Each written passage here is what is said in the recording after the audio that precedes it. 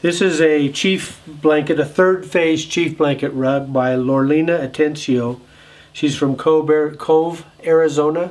Cove is right on the flanks of the Lukachukai Mountains, just down from here, 50-60 miles. It's a beautiful area.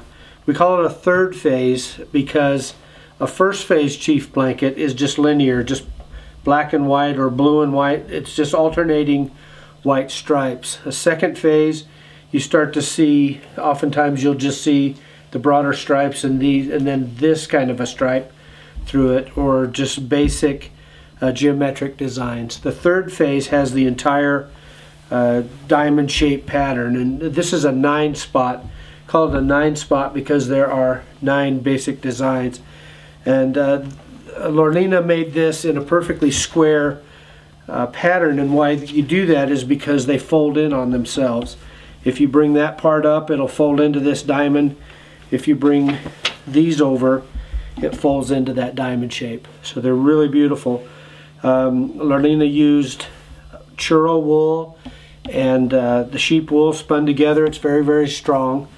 And then the dyes are, they're aniline dyes here and here, and then the blue is the natural indigo dye here, and then the turquoise. These chief blankets were actually once woven for chiefs. They would wear them, and only a chief, they call it chief because only a headman could afford one of these. They're really very beautiful. The design came down from probably the Spanish, who taught the Navajo how to weave. There was that slave trade back and forth between the Spanish and the Navajo, fighting and bickering and stealing of the women, and the teaching of the slaves how to weave, and then them eventually coming back and teaching their family members. Really a very, very striking rug. You won't see one this nice very often. It has a beautiful feel. I think the warp was 9 per inch, and then the weft is 27 per inch, so it's very well woven.